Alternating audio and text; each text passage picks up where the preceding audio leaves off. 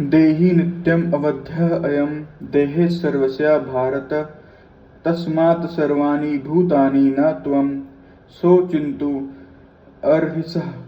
हे भारतवंशी, शरीर में रहने वाले का कभी भी वध नहीं किया जा सकता, अतः तुम्हें किसी भी जीव के शोक के करने की आवश्यकता नहीं है।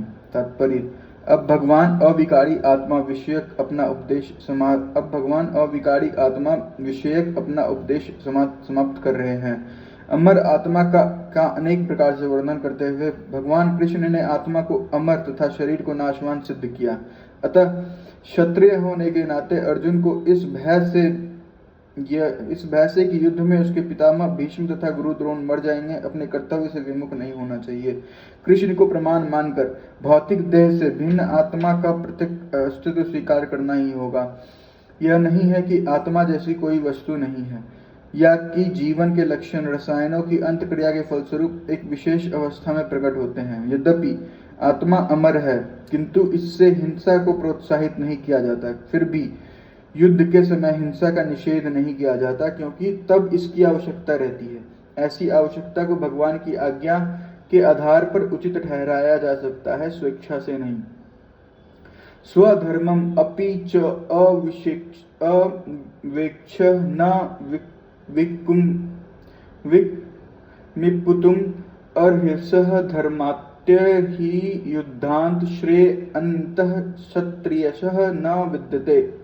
क्षत्रिय होने के नाते अपने विशिष्ट धर्म का विचार करते हुए तुम्हें जान लेना चाहिए कि धर्म के लिए युद्ध करने से बढ़कर तुम्हारे लिए अन्य कोई कार्य नहीं है। अतः तुम्हें संकोच करने की कोई आवश्यकता नहीं है। तात्पर्य, सामाजिक व्यवस्था में के 4 वर्णों में द्वितीय वर्ण उत्तम शासन के लिए है और क्षत्रिय कहलाता है। क्षत का अर्थ है चोट खाया हुआ, जो क्षति से रक्षा करे वह क्षत्रिय कहलाता है। क्षत्रियों को वन में आखोट करने का प्रशिक्षण दिया जाता है। क्षत्रिय जंगल जाकर शेर को ललकारता और उससे आमने सामने अपनी तलवार से लड़ता था। शेर की मृत्यु होने पर उसकी राजसी ढंग से अंत्येष्टि की जाती थी। आज भी जयपुर रियासत के क्षत्रिय राजा इस प्रथा का पालन करते हैं। क्षत्रियों को विशेष रूप से ललकारने तथा मारने की शिक्षा दी जाती है, क्योंकि कभी कभी धार्मिक हिंसा अनिवार्य हो जाती है। इसलिए क्षत्रियों को सीधे संन्याश्रम ग्रहण करने का भी विधान नहीं है। राजनीति में अहिंसा कूटनीति चाल से होती है, किंतु यह कभी भी कारण या सिद्धांत नहीं रही। धार्मिक संहिताओं में उल्लेख मिलता है, युद्ध से विरोधी ईश्वालु राजा से संघर्ष करते हुए मरने वाला राजा तथा क्षत्रिय को मृत्यु के अनंतर ही वे उच्च लोक को प्राप्त होते हैं, जिसकी प्राप्ति अज्ञानी में मारे गए पशुओं से होती है। अतः धर्म के लिए युद्ध भूमि में वध करना या यज्ञिक अग्नि में पशुओं का वध करना हिंसा का कार्य नहीं माना जाता है, क्योंकि इसमें निहित धर्म के कारण प्रत्येक व्यक्ति को लाभ पहुंचता है और यज्ञ में बलि दिए गए पशु को एक स्वरूप से दूसरे में बिना विकास प्रक्रिया के तुरंत ही मनुष्य का शरीर प्राप्त हो जाता है। इसी तरह युद्ध भूमि में मारे गए क्षत्रिय यज्ञ संपन्न करने वाले ब्राह्मण को प्राप्त होने वाले स्वर्गलोक में जाते हैं। स्वधर्म 2 प्रकार के होता है। जब तक मनुष्य मुक्त नहीं हो जाता तब तक मुक्ति प्राप्त करने के लिए धर्म के अनुसार शरीर विशेष के कर्तव्य करने होते हैं।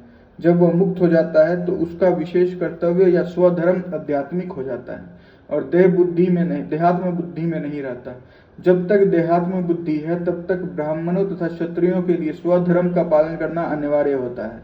स्वधर्म का विधान भगवान द्वारा होता है, जिसकी तुष्टीकरण 4th अध्याय में की जाएगा। शारीरिक स्तर पर स्वधर्म को वर्णाश्रम धर्म अथवा आध्यात्मिक बोध का प्रथम सोपान कहते हैं। वर्णाश्रम धर्म अर्थात प्राप्त शरीर के विशिष्ट गुणों पर आधारित स्वधर्मों की अवस्था से मानवीय सभ्यता का शुभारंभ होता है। वर्णाश्रम धर्म के अनुसार किसी कार्य क्षेत्र में स्वधर्म का निर्वाह करने से जीवन के उच्चतर पद को प्राप्त किया जा सकता है। युद्धक्षा च उपनमम स्वर्ग द्वारम अपावृतम सुखानिह क्षत्रियः पार्थ लभन्ते युद्धम ईश्वरम।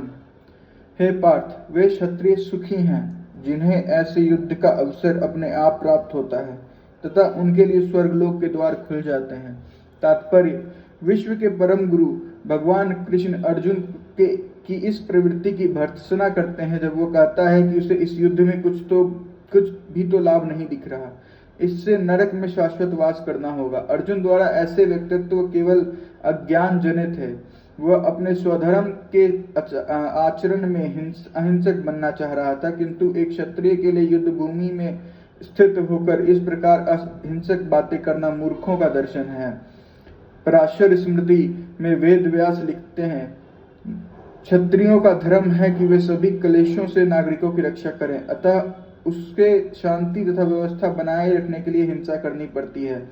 अतः उसे शत्रु राजाओं के सैनिक की जीत कर धर्म पूर्वक संसार पर राज्य करना चाहिए। यदि सभी पक्षों पर विचार करें तो अर्जुन को युद्ध से विमुख होने का कोई कारण नहीं था। यदि वह शत्रुओं को जीतता है तो राजभोग करेगा, और यदि वह युद्ध भूमि में मरता है तो स्वर्ग जाएगा, जिसके द्वार उसके लिए खुले हुए हैं।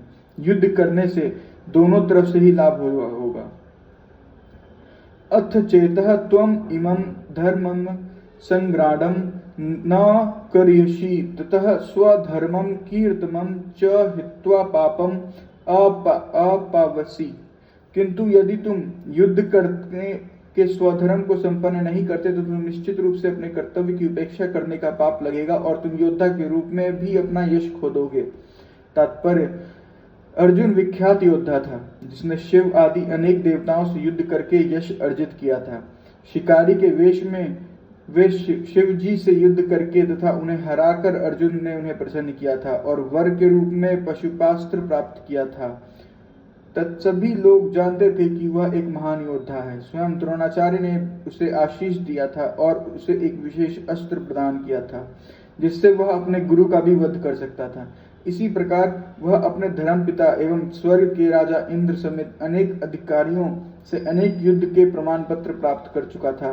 किंतु यदि वह इस समय युद्ध का परित्याग करता है तो न केवल वह क्षत्रिय धर्म की उपेक्षा का दोषी होगा, अपितु उसे यश की हानि भी होगी। वह नरक जाने के लिए अपने मार्ग तैयार कर लेगा। दूसरे शब्दों में युद्ध करने से नहीं अपितु युद्ध से पलायन करने के कारण नरक का भागी होगा। अकीर्तम च अपि भूतानि कथिष्यन्ति ते अव्ययम् संभावितस्य च अकीर्ति मरणतः अतिरचिते। लोग सदैव तुम्हारे अपयश का वर्णन करेंगे और सम्मानित व्यक्ति के लिए अपयश तो मृत्यु से भी बढ़कर है। तात्पर्य, तब अर्जुन ने मित्र तथा गुरु के रूप में भगवान कृष्ण अर्जुन को युद्ध से विमुख न होने का अंतिम निर्णय देते हैं। वे कहते हैं, अर्जुन, यदि तुम युद्ध प्रारंभ करने के पूर्व ही युद्ध भूमि छोड़ दोगे तो लोग तुम्हें कायर कहेंगे, और यदि तुम सोचते हो कि लोग गाली देते रहे किंतु तुम युद्ध भूमि से भागकर अपनी जान बचा लोगे तो मेरी सलाह है कि तुम्हें युद्ध में मर जाना ही श्रेष्ठकर होगा।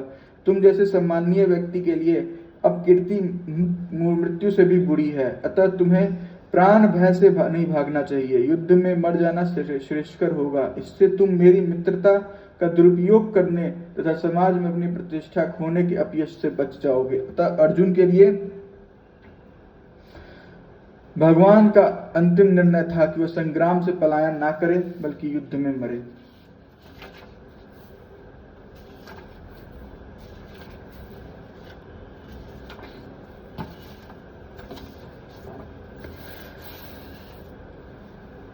भयातः रणातः उपरांतम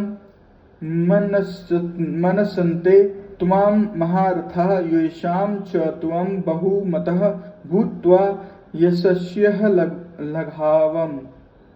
जिन जिन महान योद्धाओं ने तुम्हारे नाम तथा यश को सम्मान दिया है वे सोचेंगे कि तुमने डर के मारे युद्ध भूमि छोड़ दी और इस तरह वे तुम्हें तुच्छ मानेंगे। तात्पर्य, भगवान कृष्ण अर्जुन को अपना निर्णय सुना रहे हैं। तुम यह मत सोचो कि दुर्योधन, कर्ण तथा अन्य समकालीन महारथी यह सोचेंगे कि तुमने अपने भाइयों तथा पितामह पर दया करके युद्ध भूमि छोड़ी है। वे तो यही सोचेंगे कि तुमने अपने प्राणों के भय से युद्ध भूमि छोड़ी है। इस प्रकार उनकी दृष्टि में तुम्हारे प्रति जो सम्मान है वह धूल में मिल जाएगा। अवाच्य वदानः च बहुनः विदिशन्ति त्व अहिता निन्दनतः त सामर्थ्यम तथ दुखम तरम नु किम। तुम्हारे शत्रु अनेक प्रकार के कटु शब्द से तुम्हारा वर्णन करेंगे और तुम्हारे सामर्थ्य का उपहास करेंगे। तुम्हारे लिए इससे दुखदाई और क्या हो सकता है। तात्पर्य, प्रारंभ में ही भगवान कृष्ण को अर्जुन की अयाचित दयाभाव पर आश्चर्य हुआ और उन्होंने इस दयाभाव को अन्यायोचित बताया था। अब उन्होंने विस्तार से अर्जुन के तथाकथित दयाभाव के विरुद्ध दिए गए कहे गए अपने वचनों को सिद्ध कर दिया।